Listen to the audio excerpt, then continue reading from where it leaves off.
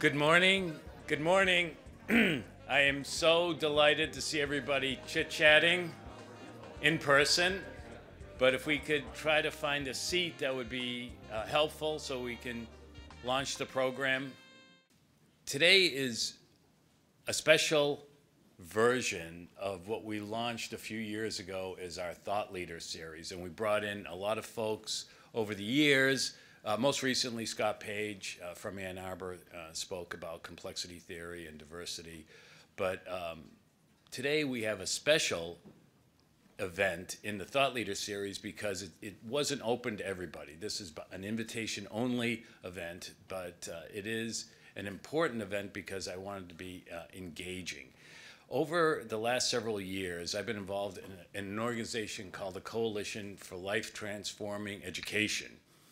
And during that process, I met our lead speaker today. And as you know, we have a small grant through them as well that Maureen Linker is leading through the library system. And it's been a very exciting program on storytelling, essentially, and identity and purpose. But when I went to one of the events for the CLTE at Georgetown last year, I heard our main speaker, Clayton Spencer, speaking for the second time. And she spoke again as eloquently as she did and passionately as she did in the first time. I spoke about some programs that she has conceived and is running at Bates College. And for those of you who are unfamiliar with Bates, because it is one of the small elite New England schools. It is in Lewiston, Maine, and it is a very small and a very special place. But it is doing some things that are punching way above its size class. So this is why I invited both Clayton and April Hill to speak today.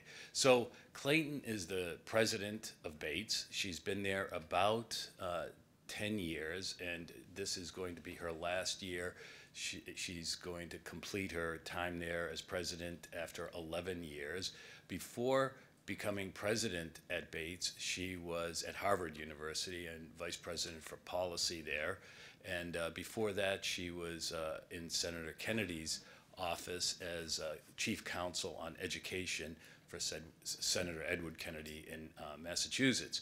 She's had a lot of terrific experience, including her youth, because we were just talking and she was mentioning to me that she grew up in Davidson, North Carolina, where, of course, Davidson College is, and her father was president of Davidson. But when she was growing up, her father was insistent that she go to the public schools there because he was committed to public education. But towards the end of her time there, she was exposed to Exeter Academy in New Hampshire and spent her last year of high school at Exeter.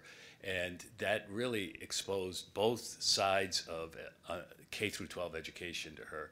And I think that was clearly influential in how she sees education now. She has an undergraduate degree, 2 undergraduate degrees, bachelor's degrees, one from Williams College, another small rarefied college in New England, and Oxford University, a master's from Harvard and a JD from Yale.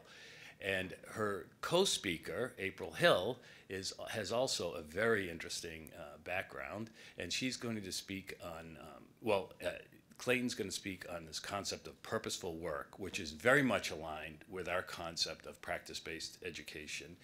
And April is going to talk about another aspect of that we're very interested here, and that's STEM equity.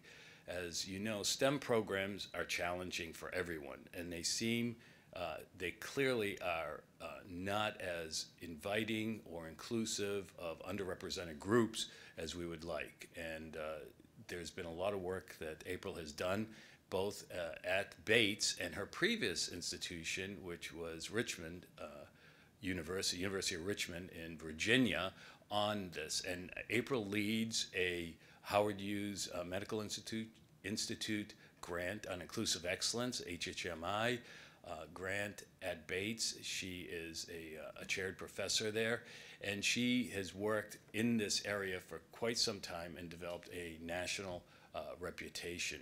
She has a undergraduate degree from North Texas University and a PhD from the University of Houston in molecular genetics. Is that correct? And that's the subject matter that she teaches at Bates. And she is a first-generation college graduate, as am I, and a Pell undergraduate college graduate as well. So she can really speak to the same experience that our students have on this campus here. So without any more introduction, you're all here to hear from Clayton and from April. So I'm going to turn it over to Clayton first, and then she will introduce the topics and turn it over to April.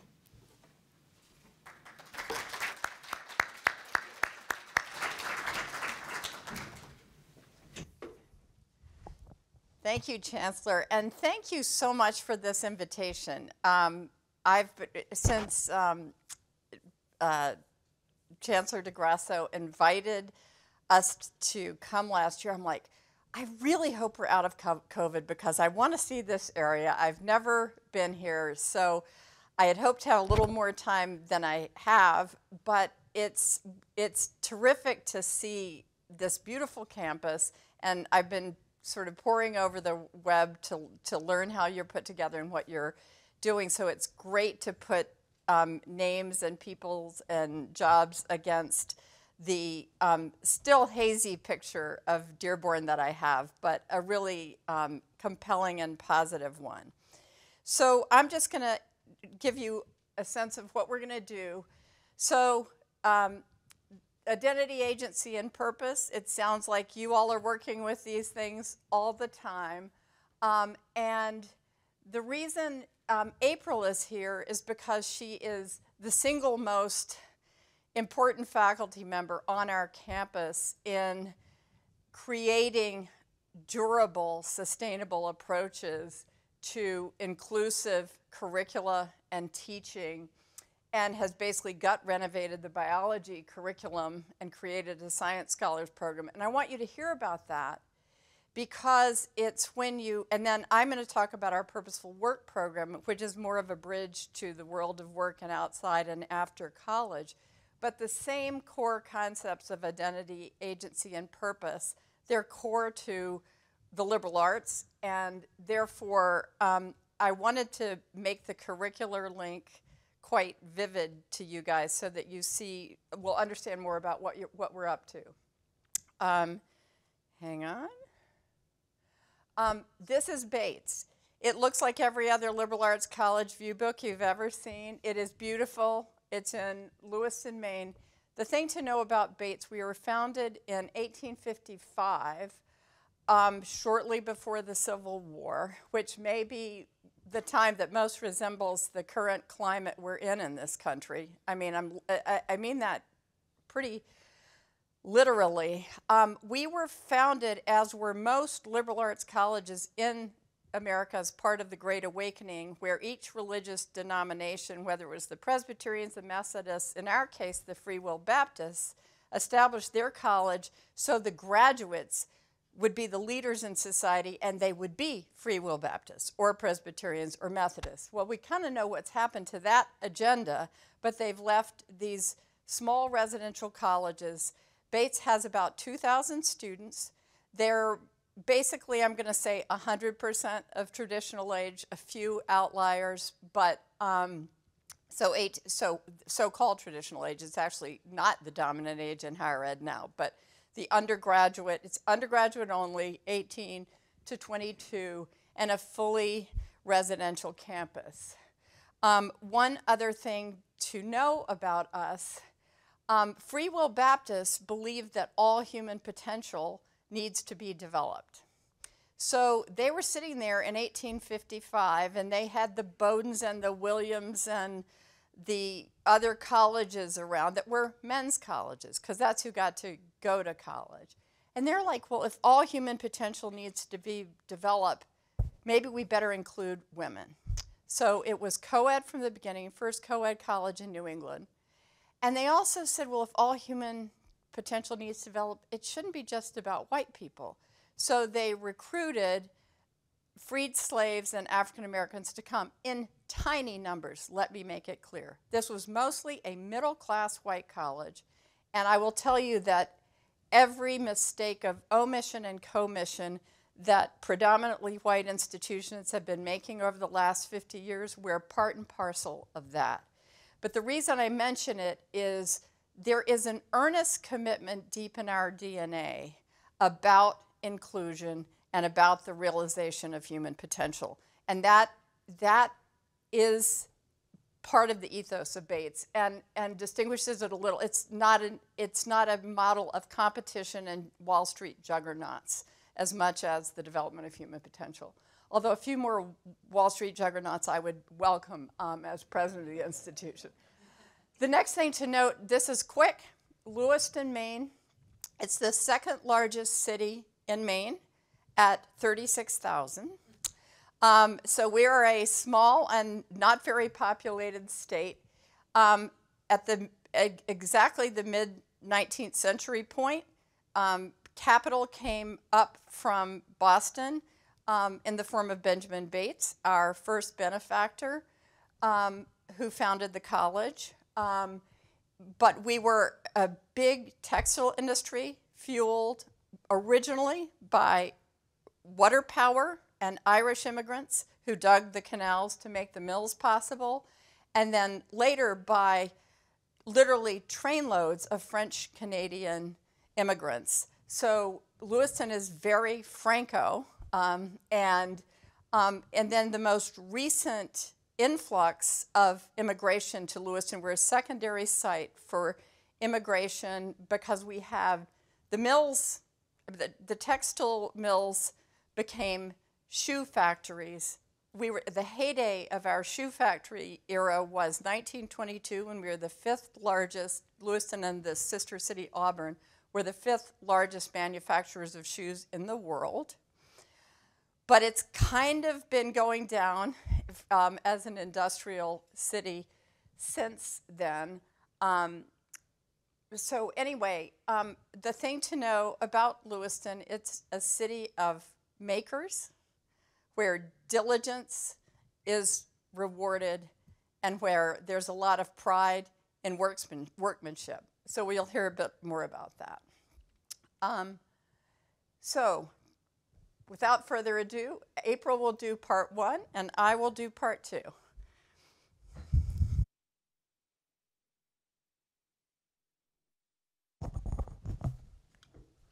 Thank you, Clayton. It's really great to see all of you and be here today.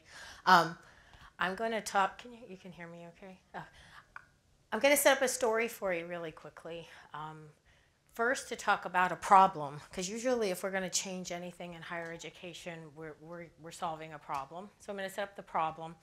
And then what I'm going to do is tell you about 3 areas that we've really done a lot of work in to try to get our folks in STEM to really think more deeply and to enact equity and justice at our institution. So I'm going to talk about the development of faculty. I'm going to talk about changing the curriculum. And I'm going to talk about that building identity and purpose for our students. And for us, it's been in a cohort-based program. Oop, I went the wrong way. So I'm going to set up the story first with the problem. Like most institutions across the United States, this data, you may have data that's really similar. But what we know at Bates, if we look at the period from, try to see if this has a, yeah, from 2007 to 2016, we see that students that come into Bates interested in STEM graduate at about 58%. That's about as good as the national average gets really anywhere if we look at all students. But if we look at our first generation students in this time period, we see those students are not graduating at the same rate as everyone else. And even more troubling, when we look at our Black students, we see that they're not graduating at these rates. And I'm showing you one slide. I've got about 20. I could break this down based on socioeconomic basis, and you would see some very similar trends. We could do this on gender and see some trends. And so this is troubling institutional data. I would argue, though, that our departments and programs also own this data, our units. This is where the actual curriculum on any college campus is situated. It's delivered and situated within a department. And the way that that department enacts the curriculum shows the results for how their students, the experiences they will have. So I'm just going to show one department because it's biology and that's my own department. So I want to tell you, this is sort of a case study. So this data, I hope you see it and say it's very troubling. It's really troubling data. As you can see, so this is GPA data. Even the overall GPA is quite low this is our gateway course. So this is the first course that biologists, biochemists, neuroscientists, environmental scientists, everyone has to take this course. As you can see, and down here we have DFW rates, that's D's, F's, and withdraws. And so as you can see, first-gen students are faring not well compared to peers, and they're leaving, they're failing or leaving at a high rate. And we see that this is also true for our Black students, our Hispanic students. And so this data is really troubling. Now that's one piece of the puzzle. The second piece of the puzzle, because some of you in this room, I'm sure, have thought about equity and data, and sometimes that's not enough because people make claims about why we get this kind of data. But we have a second thing, which is we have our student voices. And so at about the same time that the faculty at Bates started looking at this data, they also started to hear from students. I'm going to give an example. I'm going to just stick with my own department for a minute. So the department put up a thing on the website that said, "Hello, Bates students, we are committed to equity and inclusion, and it's, our job is to, we're working, we're doing the work." And what happened is a group of students got together and they wrote an open letter back to the biology department. And that letter said, actually, that's not our lived experience. That's not how it feels at Bates. We don't feel a sense of belonging. We don't feel like the faculty support and care about us. So now we have two pieces of data. I'm going to add one more in before I get to maybe a more hopeful part of this talk. I also, when I got to Bates, I started to talk to the faculty. And I say this to any faculty in the room. I heard from the faculty that, well, they felt really sad about this data, and they really hated what the students said, but they seemed kind of helpless about it. Like, we don't enjoy this. We don't enjoy enacting these courses in this way on students. And I just remember saying, then why are you? Then why are you doing it that way? Why do we keep reproducing the same thing across this country over and over again when we know that we could do it better? And so I want to throw the faculty joy part into the rest of this talk as well. So this for me is definitely about my students, but it's also about my own vocation and my own joy and my own purpose. Because when we find that when we start to see our students succeed, we also start to get some joy. And so where did we start? The first thing that we did, and I would argue that any institution, this is where you would need to start, is robust faculty development. I was so excited to hear last night that you all have Brian Dewsbury here, some of you in STEM, I think. And he's a wonderful person to start with to help you start to, really work to think about professional development. For us, I would say, so this is I have this on one slide, but this is about 4.5 years, and I would say the date, this is ongoing. So we have done a lot of work in the category of what I'm going to call racial equity, very specific in racial equity. And then as over time we've expanded that, we've also done a lot of work to think about students with disabilities. We've thought about women in particular disciplines like, say, computer science. We've talked about, students of lower socioeconomic groups, and of course first-gen students. A lot of work there, a lot of work in inclusive pedagogy. And I'll just break down what I think is really important. So when I say inclusive pedagogy, I say things like active learning, all those evidence-based practices that you read about in the literature. I'm going to argue that this one by itself really won't do anything. When I first got to Bates, some of the colleagues had read a lot about active learning. They were teaching flipped classrooms, right? And I went in and sat in on the flipped classroom. And the students still were not feeling included, right? I mean, yes, they were working in groups, but no one had thought about the identities of those students. And so I noticed in a lot of the groups that students of color were maybe who tried to talk were often shut down by their white peers. And so the faculty hadn't done the work yet to understand that a couple things about the classroom. And that's where the equity training came in. Number one is to say, who am I and what is my positionality? What do I bring into this space and how is that received by my students? Two, who are my students actually? And they're not just categories, right? Even my black students, they're not all the same. They all have different lives and different lived experiences. And so who are our students and what do we, and I'm sure Brian Dewsbury talked to you all about that as well. And then three, to do a lot of work to think about what is the history in engineering, in math, in biology, what is the history of white supremacy, of colonialism? Like, how does that play out in our own disciplines? We needed to understand that before we could start to deploy really great inclusive pedagogies in our classes.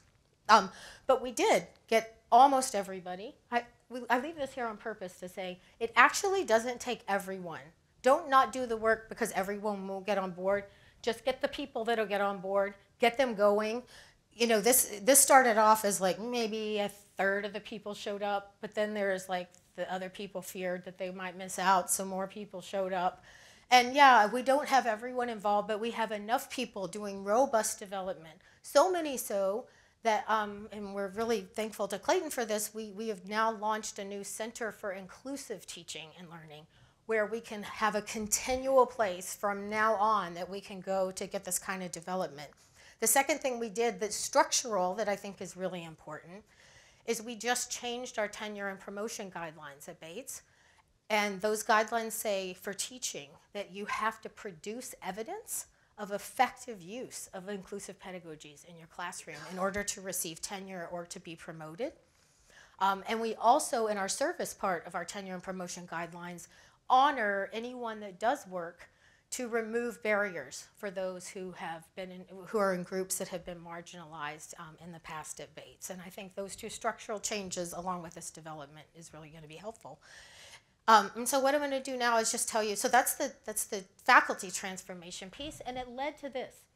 The Bates faculty, the STEM faculty, we adopted this statement that we believe that any student at Bates who is interested in STEM should be provided an inclusive curriculum, support structures, and faculty who actually believe they can thrive.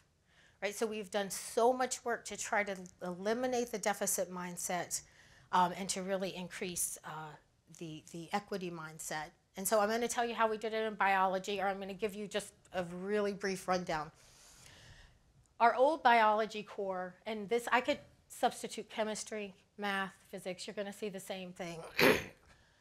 It was a weed out course. In fact, I'll just say at Bates, it wasn't even like, let's pretend we're not weeding out. When I got to Bates, the second course in the core in biology, the faculty even called it cell hell. I was like, oh my God, I can't believe, like we're just going to be blatant. This is a weed out course. Or the classes were about fixing the students. Our new core, we've totally undid our entire curriculum. We have 4 new courses that's all, and again, it's not just for biologists or biochemists, neuroscientists, environmental scientists. It's really based on the faculty believing that students can learn and that all students deserve to get the curriculum that they need in order to get where they need to be. Gone are the lecture-based content overload, and yes, we do more active learning and concept focuses, and I know that's something you're all working on here with your problem-based learning, and that's a big piece of what we're doing as well. You know, less on the textbooks and more on the real world. I'll give you an example of that in a second to maybe help it come home. Our old curriculum, one path only. You have to do this, then this, then this. Now we actually have more than one pathway that you can go through the curriculum. Less memorization, more skill building. The old labs were just so boring. Again, this isn't just about students, it's about faculty. Like, there was no joy in teaching the same lab over and over again. That was awful. Now we have 2 of our 4 courses are authentic real course-based research. I'll give you an example of one. I've got a few pictures of students working here. So one of our course-based research courses right now, we partner with the Bigelow National Algal Lab in Maine and the Wolf Neck Center for Agriculture and Environment, which among other things is an organic dairy farm. And there's a huge grant, you can look it up, it's called the Bovine Burp Busters Project, a huge federal funding to feed algae and seaweed to the cows to decrease methane production. So there's some good data that shows that. So where our Bates students come in is we actually go to Wolf Neck, and we call this a Purposeful Work Infusion course. So we have multiple partners in the community where our students, we get samples from the cows, we bring them back to Bates, we sequence their microbiomes, and we look for shifts in the community of the methanogens. Those are the bacteria that are involved in the methane production. So they're doing real science. They're writing scientific papers, but they're also, from the community partners, they're learning about their jobs and their vocations and how did they get to where they are. And they learn that, like, oh, well, those people have really different skill sets. They also learn that it's not just scientists that will solve problems, right? So there's another group at Colby College of econ students who are studying, will people pay more for their milk in Maine, knowing that the cows made less methane? And so our students are talking with those students. So, it's a real integrated experience. And the students, I have to say, they love it. They don't even mind getting fecal samples from the cows. That's how much they love it. Our old curriculum was all full of high-stakes exams. Now we've really done many different kinds of learning assessments. And the old curriculum, it just assumed that students came to college knowing how to study, and that we all know that that's not true. And so we embed teaching study strategies into all of our courses. Okay, So this is our newest set of data. It's very short. So this is that gateway course that has been renovated. And as you can see, the gaps are changing. Also, all the GPAs coming out of that first course are much higher. And so we feel like we're moving in the right direction, and I'm happy later to talk to people about that. We've also see that those DFW rates are just very, very small now. People are not leaving. Last piece I want to talk about, though, is that even if students start to do better in our courses, it's not enough. And our funder, the HHMI, asks us to think about student belonging and says, you're not excellent unless the students feel like they belong, that it's their place and that they can be successful, and that there are people at the institution that believe they can be successful. And so we really thought a lot about that. And what we've done at Bates, because we're a primarily white institution, and primarily a lot of our students have economic resources and they're continuing generation, we started a program called the STEM Scholars. So we invite first-gen students, we invite students of color, we invite women interested in fields like computer science. We invite them to apply to be a scholar, and then we put them in cohorts as they come into Bates. And in their first year, they take their first year seminar together. That's like a writing seminar. And that whole course is about building STEM identity. They meet with, again, it's a Purposeful Work Infusion course, so we bring in alums that are first-gen alums, or alums that are students of color, to talk about their paths and their vocations and how they make meaning. We read and write about issues of social justice in STEM, so our students can actually start to build, a lot of our students want to work in the communities that they come from, and we try to help them think about the ways in which that they can do that through a STEM degree. In the second year, our students do half-unit courses, where we do more professional development with them. And we partner a lot with Purposeful Work that Clayton will talk about, for our students to build their resumes and build collaborations and learn how to apply for summer internships and things like that. And I'll just end my part with, one more thing, some data. The first class of students is about to graduate that are STEM scholars. 83% of them, so they're all students from marginalized groups, 83% of them are on track to graduate, which is very different than our earlier data. But more important, as important to me, is when we first started this program, we asked students, what is the culture in STEM at Bates? And what they said to us, the biggest word that they used was competitive. And the connotation there in the focus groups, that they meant like cutthroat. And you know that's true in STEM across the US. This last year, we had a very large sample size of students in this program, and we asked them about the culture, and the top word that they used was inclusive. And again, I want to acknowledge, like Clayton acknowledged, this is a work in progress. We still have plenty of problems, and we still have plenty of progress that we need to make, but we think that the community, the student community, is starting to feel like they have this sense of belonging. I'll end with, these are two of our STEM scholars that we just celebrated at we finished our Bates campaign, and this is Jessica Kissy and Anna Marie Puala, and the reason I wanted to mention them in particular is that there was an unintended outcome of that early practice-based, research-based curriculum, which was this. They both had 2 research courses by the end of their sophomore year. So when they partnered with Purposeful Work to apply for summer, we almost never get our sophomores into summer research programs because they're competitive, these REU programs. But Jessica ended up at MIT Broad after her sophomore year, and Anna Maria ended up at Caltech. That then built, again, they had great recommendations from the faculty that they worked with there, and Jessica was at Hopkins last summer and at Mayo. They're both about to graduate. They're both looking at MD, PhD programs. And so we just really believe that those changes to the curriculum, as well as building them up through, the professional development, have put them in the place they are now. So thank you very much, and Clayton's going to come up and sort of talk about how purposeful work plays into all of this. At the end, and I hope you can, thank you, April. Just lock those wonderful insights in your minds.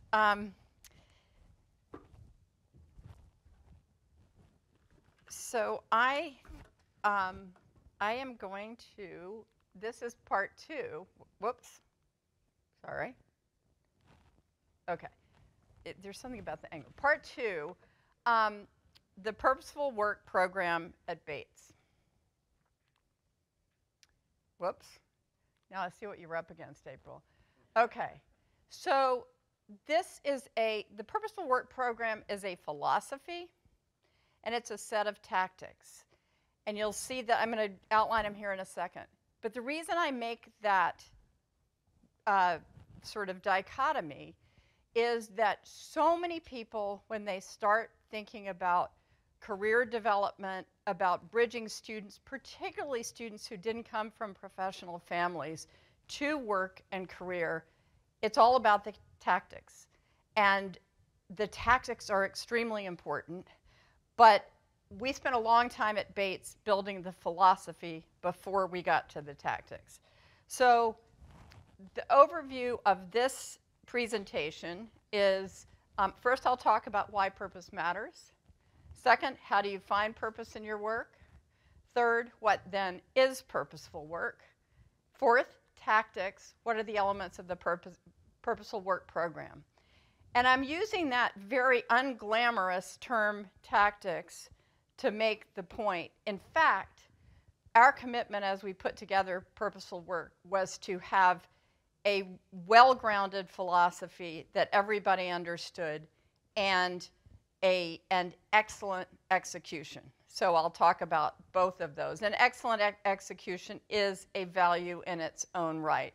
I just like to keep people from confusing the two and bringing the tactics up into the highest box. Why purpose matters? So it's an article of faith, and there's a lot of, Tolstoy and Shakespeare and Kierkegaard will support it. There's lots of psychology that supports it, and I've got some evidence in the deck that supports it, that the quest for meaning and purpose is fundamental to human happiness. In other words, if you go straight at, oh, that's going to make me happy, I'm going to go have a few beers with the gang, and that's going to make me happy. Well, it will. On a Friday night, you'll find me right there. But if your life feels like you're going to blink out of it, and nobody's going to know who you were, what you did, why your life mattered, that is a deep human perplexities. So our thesis is that happiness is a byproduct of a search for meaning and purpose. And therefore, centering purpose is an important part of constructing a life. And I told you we have traditional undergraduates. Domenico mentioned that we're part of a coalition, we and you guys, on life transformative education, because what you want your graduates, particularly the traditional age graduates, but actually all of them, to do is to understand that this education is meant to equip them with the ability to construct a life. I think of it as kind of Intel inside, but our little Intel is purposeful work inside. And there's a methodology to it. So it's at the heart of the educational mission. Because if we're not offering at least the possibility of a transformative education, not every student's going to take it up. That's that hopefully declining sliver. But if you do your job well, most students will take it up, and they will keep coming back to this experience as what set them up for what they're going to do, how they're going to do it, and how they're going to move through the world. So my predecessor, I think I kind of got the spirit of his outfit today. He was the second president of Bates at the end of the 19th century, and I love going back to his writings. And despite his rather stern exterior, I think he has a deeply spiritual and modern notion of what education is supposed to be about. So I'll let you read it, but I just love that the aim of college should be to produce graduates whose rounded education shall have prepared them to live in every chamber of their being. So self-actualization. So that's maybe the 19th century way of talking about identity a little bit. To be at home in the world as the world presents itself today. We're preparing graduates for the world they're facing, and to master the opportunities that the many-sided life of our age may offer. I love this quote. I've got it festooned on everything. We're just renovating the building that had the Purposeful Work Center, so it's been taken down. But I love the spirit of this, and I love the content of this. And lest you think this is just an old-fashioned notion, here's another version of it. And again, it's working from the inside out.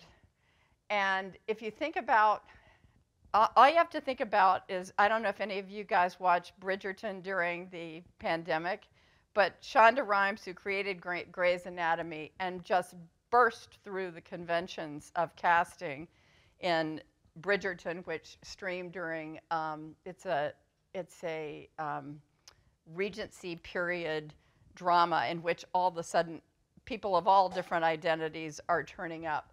So you see she's working from the inside out, and it's very purposeful and with a lot of joy and a light touch. So the Gallup Wellbeing Index by the Gallup organization, Gallup began in the mid-20th century doing surveys. They have panels of people that they survey routinely. They also do specialized surveys. But they began surveying people about what made their life work in the mid-20th century. And more recently, it has turned into the Well-Being Indexed. And they've got sense of purpose, social relationships, financial security, relationship to community, and physical health. And sense of purpose is by far the most powerful of those indicators in their survey. So in 2019, having built a program based on the intuition that purpose and meaning are central to our project of helping students construct their lives as they leave college, we decided to partner with Gallup and test how central purpose really was. You can imagine my heart was a little bit in my throat as we designed the survey and waited for the results. But this is what we learned, and this is a Bates-Gallup survey. So 80% of college graduates say it is extremely important or very important to derive a sense of purpose from their work. These are not just recent graduates. We think college grads and commencement these go all the way through adulthood.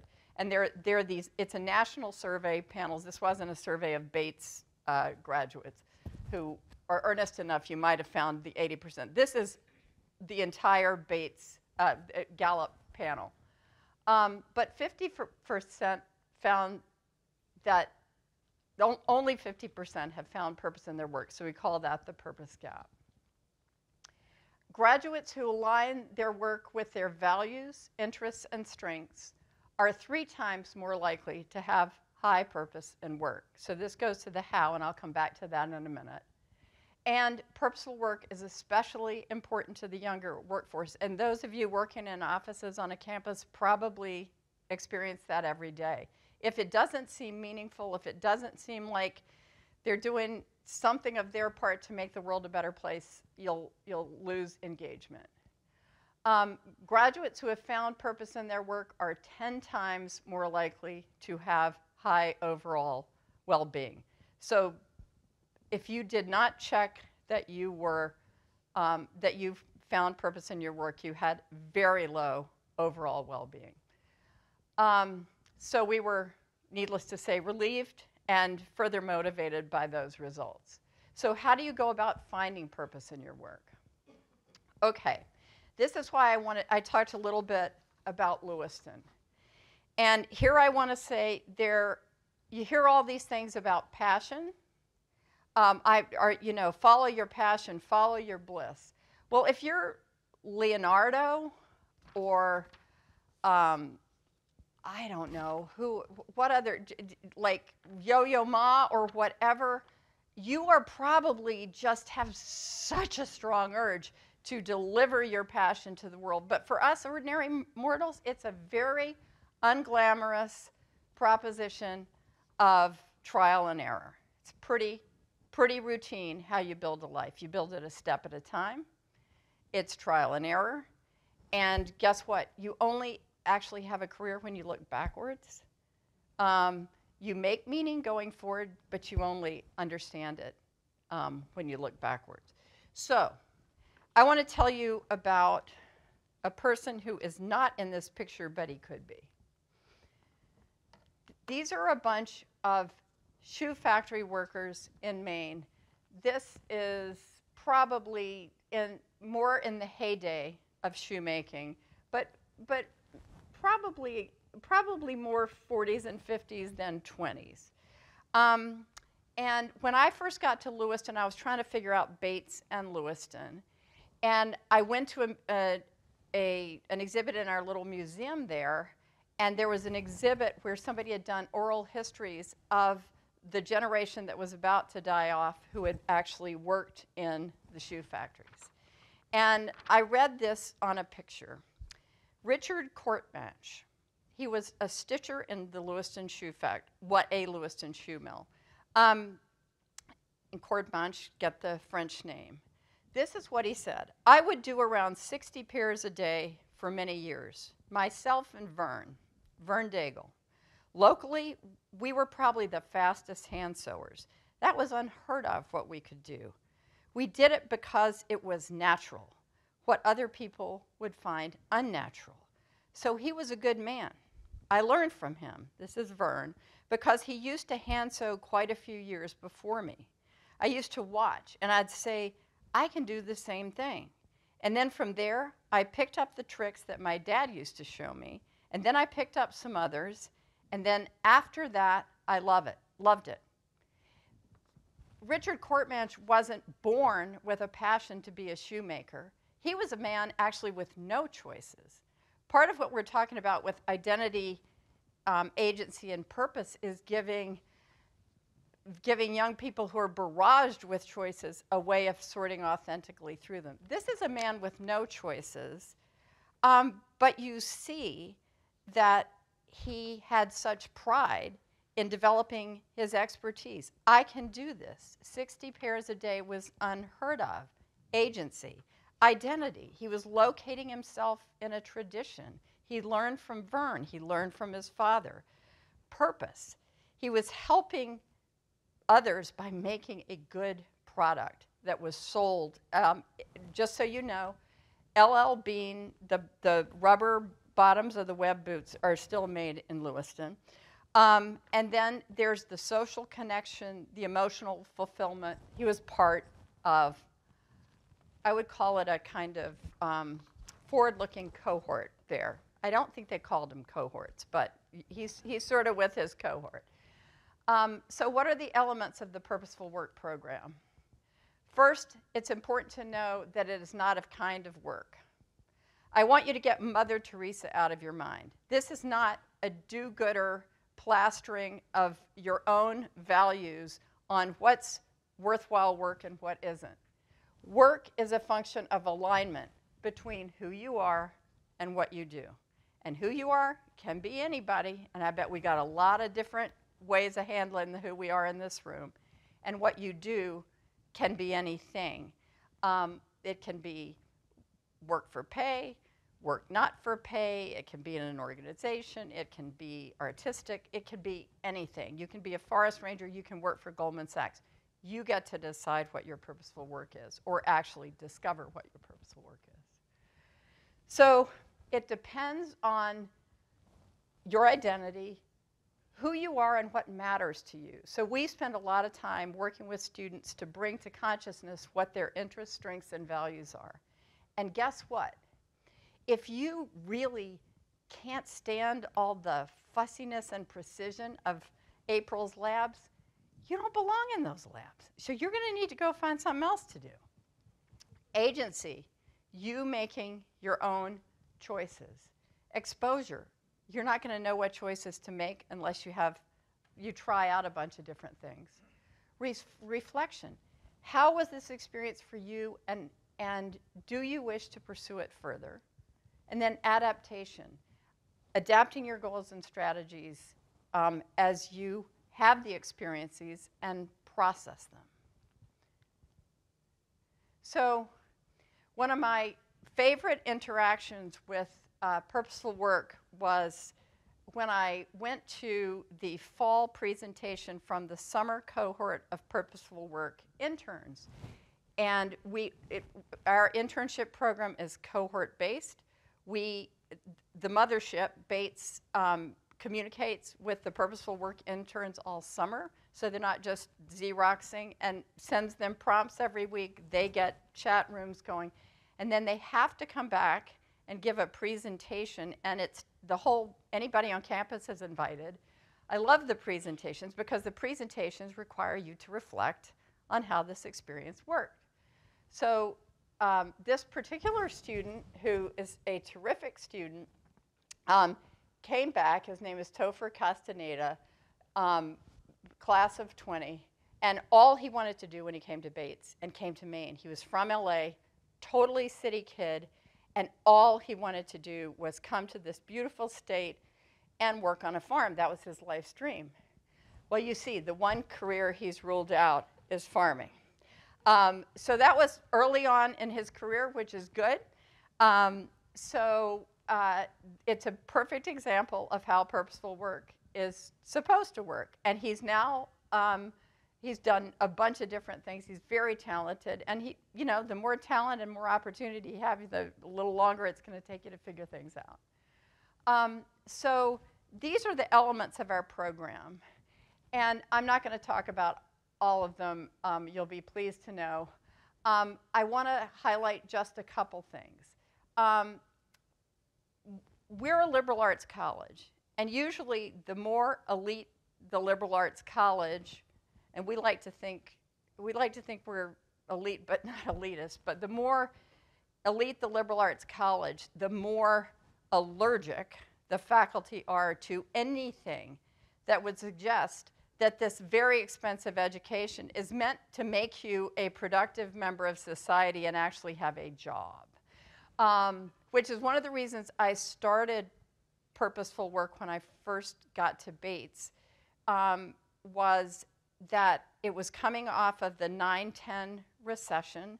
There was that tiresome trope of you graduate from this expensive education and you're in your parents' basement being a barista, which is just insulting. And what does it do for the kids who don't have parents' basements to live in? I mean, there's so many problems with that. And all I could remember was the ridiculous binders in the career office where I went to college. And it's what led me to conclude that anybody who's interested in career education must never have had a career, right? But that's not how I think of it now. I think of it as so purposeful, so integral to what we're trying to do. I also was very worried when I got to Bates that our students of color and first-gen students, anybody from a marginalized identity, they might do fine at Bates, but they were underperforming the actual value of their degree and what they'd learned because they didn't have good scaffolding and good networks to really pursue what their interests were. So you've heard from April about Purposeful Work and Fuse courses. Any faculty member can sign up to bring an infusion element into a course, which is just to say, thinking about how something in the content of that course relates to real-world jobs. There's often a speaker, there's preparation before, and then students typically write a reflective essay. So again, the reflection is always in there. Internships, the key thing is they're funded. We raise $350,000 a year to fund Purposeful Work internships. If you're going to a Wall Street investment bank, we're not funding that. They can do that. But the many, many other things we fund, it's a cohort program as I described. Spotlight Jobs Shadow, those are just spotlighting different careers. And then the other thing I want to mention is practitioner-taught courses. We have a short term, what we call short term, which is a 1-month term. Used to be thought of as January term a lot of places in New England. It happened during the oil crisis of the 70s when colleges wanted to save money. But anyway, we have a 1-month intensive course that can be pretty much anything. And we started building in, from the outset of the Purposeful Work program, courses taught by practitioners. So we have music production, healthcare professions, entrepreneurship, restorative justice. So that our students have a variety of ways to get exposed to things that may ultimately grab them and work for them. So that's just, the core employees are the only thing I haven't mentioned, which is we have relationships with about 60 alums and parents who at their own place of work have built in, they work with us and built in a pipeline for Bates students to compete. There's no guaranteed slots or anything, but that's also created a cohort of interested alum and parents working with us around these things. And this is just quick. By the end of their time in 20 and 22, the Center for Purposeful Work was fully fledged by 2018, and 97% of our students have had a Purposeful Work experience. Our BIPOC students, 100%. We work so hard to make sure that BIPOC, first-gen, and international students we really recruit them into our counseling, advising, and actual programs. So you see first-gen to college, again, above the total rate, 98%. International students, 100%. And then this just shows our overall, that it shows that this is not just a feel-good philosophy, that our students are doing well in their postgraduate pursuits. This is an early glimpse, and not all that meaningful because it's such an early glimpse, so that we have much higher percentage of our students ultimately go on to graduate and professional school. It's close to 80%, but in the first year out, it's that many. So now I will turn it over to questions. And April, come join me.